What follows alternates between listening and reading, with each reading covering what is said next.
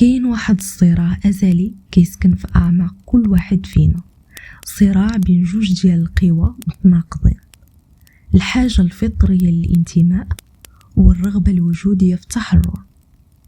هاد الجدل النفسي هو اللي كيحطنا قدام جوج ديال الحالات كيتشابهوا في الشكل ولكن متناقضين في الجوهر، العزلة والوحشة. فلسفيا العزلة هي خلوة مع الذات، هي ديك اللحظة اللي كتقرر فيها تحيد الماسك اللي كتفرضوا عليك التوقعات ديال المجتمع وتواجه الحقيقة ديالك بلا زواق. العزلة هنا هي أداة بناء، هي المختبر فين كتحول الأفكار المشتتة لتركيز حاد، وفين كيرجع صوتك الداخلي هو المرجع الوحيد.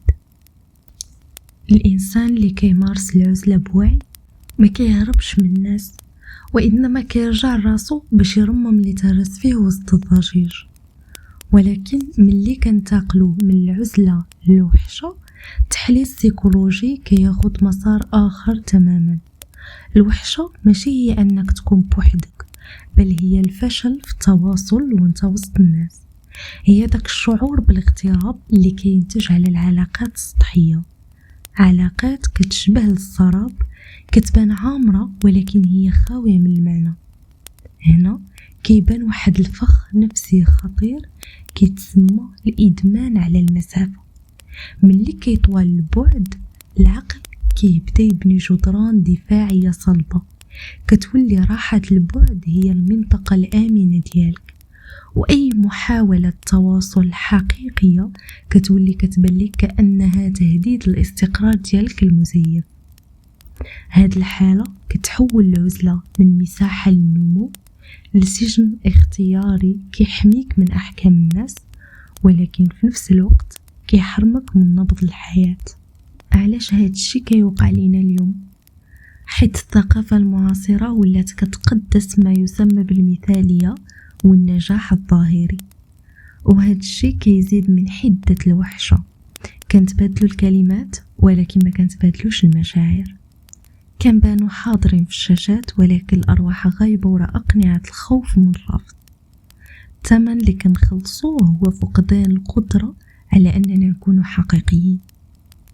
التحليل المنطقي كيوصلنا لنتيجة وحدة: القوة ماشي هي أنك تختار الانعزال الكلي كنوع من الزهد، والقوة ماشي هي الذوبان في الآخر حتى تنسى هويتك. القوة الحقيقية هي الوعي بالحدود، أنك تملك الشجاعة ترجع لداخل ديالك، تواجه الظل ديالك والصراعات ديالك بلا حتى شي خوف، وفي نفس الوقت تملك القدرة تخرج للعالم وتمد جسور تواصل الحقيقية بلا ما تحتاج لذاك الماسك المثالي اللي كيهلك النفسية ديالك. في الاخر العزلة هي المشرط اللي كينقي الذات من الشوائب، والوحشة هي النزيف اللي كيعلمنا بلي كاين خلل في تواصلنا مع الوجود.